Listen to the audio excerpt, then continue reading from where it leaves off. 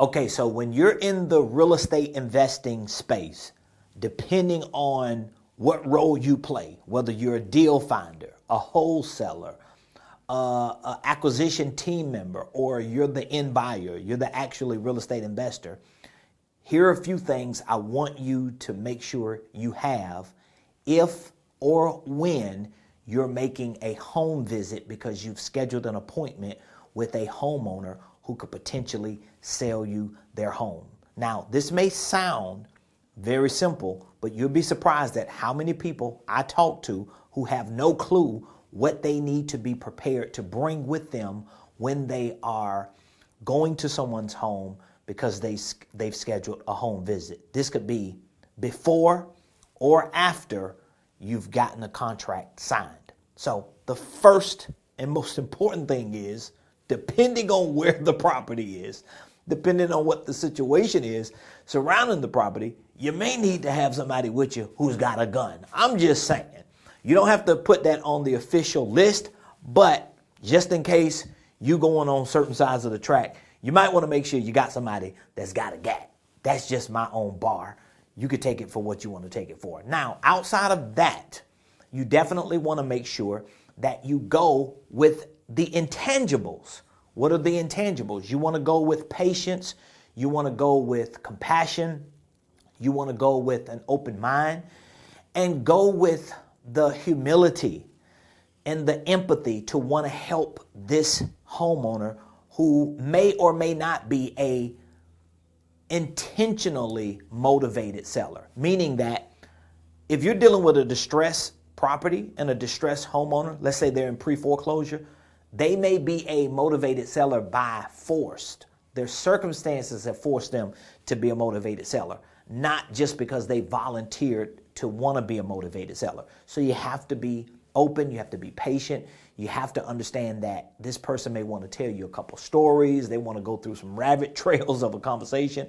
You may not even get to the actual deal part of the house until you've talked like maybe 30 to 45 minutes. I've had this happen, so I know what I'm talking about. So those are the intangibles you want to take with you. Also, whatever the physical items you're taking with you, leave them in the car. Do not bring them to the door with you. You can always, when you get to that point, go back to the car and get those items, okay?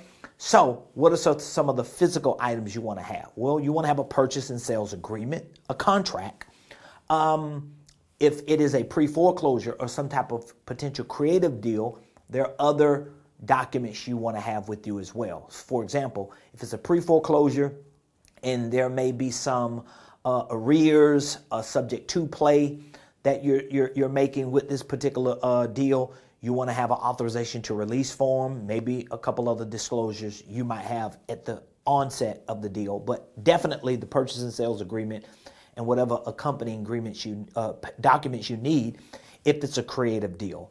You also want to have a property checklist. I actually have a physical property checklist and I have a digital one, but I like to use the physical one because it's easy to just check the boxes, or if I have a team member that goes, they can check the boxes and really document all the things that they see. When I say a property checklist, I'm talking about light fixtures, any doors, holes in the wall, how the yard looks. I want to know everything I can possibly know. And I also want a camera or a phone to take pictures, to get videos, because I want to be able to see it and I want to be able to come back when I reassess and evaluate and underwrite the deal again. I want to be able to have those things. Maybe I want to send them to my contractor to get some type of preliminary costs even before they go. Maybe it is the actual contractor or inspector that's going to get that. So I want to make sure that we have that as well. I like to personally bring gloves, a flashlight, because maybe I'm in the attic.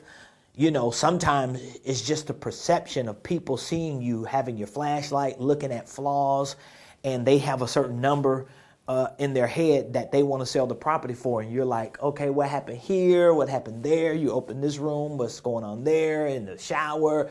That creates a perception that you, of course, know what you're doing and what you're looking at, but it starts to compromise that number that they have in their head. So again, we have the intangibles, maybe a GAT, I don't know, or someone with you with a GAT or gun. You have the purchase and sales agreement, if it's creative, other documents that you may need to support that creative deal. You have your property checklist, you have your flashlight, you have your gloves. You don't know what you're touching, so you want to keep that in mind.